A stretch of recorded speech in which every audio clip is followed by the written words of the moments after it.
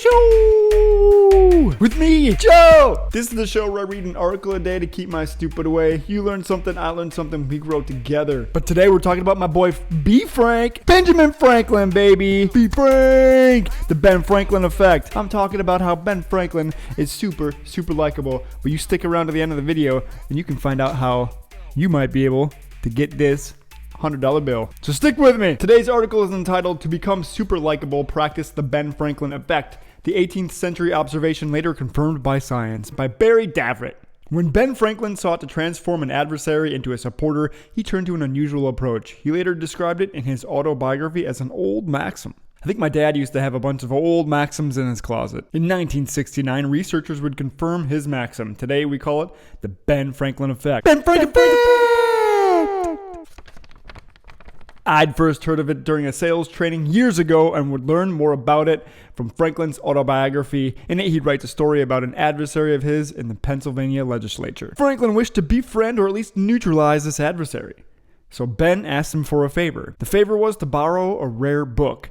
The adversary sent it, and Franklin returned it a week later with a note expressing his gratitude, and none of the pages were stuck together. When they next spoke, it was with great civility, a departure from their previous encounters. In time, they actually became lifelong friends. Ben Franklin summed it up this way: "He that has once done you a kindness will be more ready to do you another than he whom you yourself have obliged." Ben Franklin. That was a little bit too 18th century, so let's modernize his quote. In short, logic suggests that if you do someone a favor, they'll reciprocate.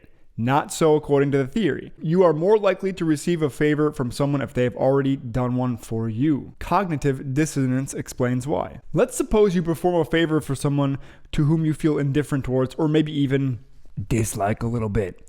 So now you experience dissonance, an inconsistency between your belief and your action, which you must resolve. I just went out of my way to do a favor for this jerk. Why? Your mind reaches for harmony between the two, so you alter your beliefs to fit your action. He's not all that bad. Actually, he can be pretty cool at times. It's far easier to convince yourself you like the other person like this in your head than it is to reason away your action or pretend that it never happened. And since we do favors for people we like, we're more likely to grant additional ones. But here's the hard truth about the Ben Franklin effect. Ben Franklin effect! Sorry, you can't go around asking people to do you favors and expect them to oblige. You might even annoy a shit ton of folks. But that doesn't mean you can't employ the essence of what Franklin observed centuries ago. If you read over the snippet about Franklin's original request, you might notice a second factor at play. It wasn't just the favor that he asked. It was a special kind, one that probably evoked a feeling of pride in his adversary. According to history, Franklin's adversary took great pride in his rare book collection. By asking to borrow from it, Franklin validated his adversary's passion. He implicitly stated, "You have excellent taste and judgment in books." I do enjoy a good book. Have you ever read Harry Potter? That book was great. That kind of validation generates warmth and appreciation. It's hard to avoid liking someone who compliments you on your excellence, passion, or taste. And let me tell you, I taste great.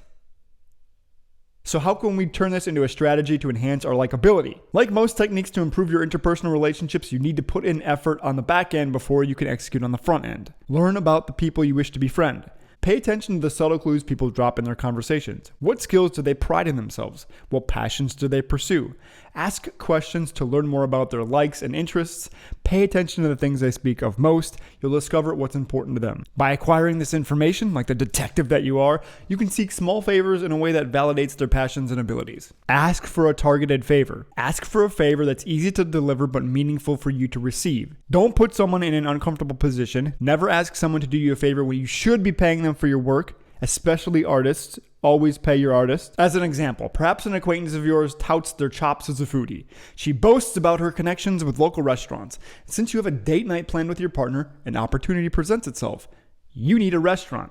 Call that foodie of yours and ask her for a favor. Hey, I have a special dinner planned for Friday. I need to pick the perfect place. Can you do a favor and help me? If she prides herself on this sort of thing, she'll appreciate that you recognize her expertise, and since the ask is simple, she'll oblige. She may even offer to set up the reservation with her contact. Finish it off with a sandwich, and we're not talking about a knuckle sandwich.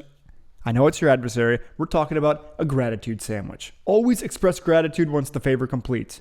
Always. So that first piece of bread that we're going to put on, is express gratitude once the favor completes. Then we're going to later on that meat on how that favor benefited you or how much it really meant for you to ask.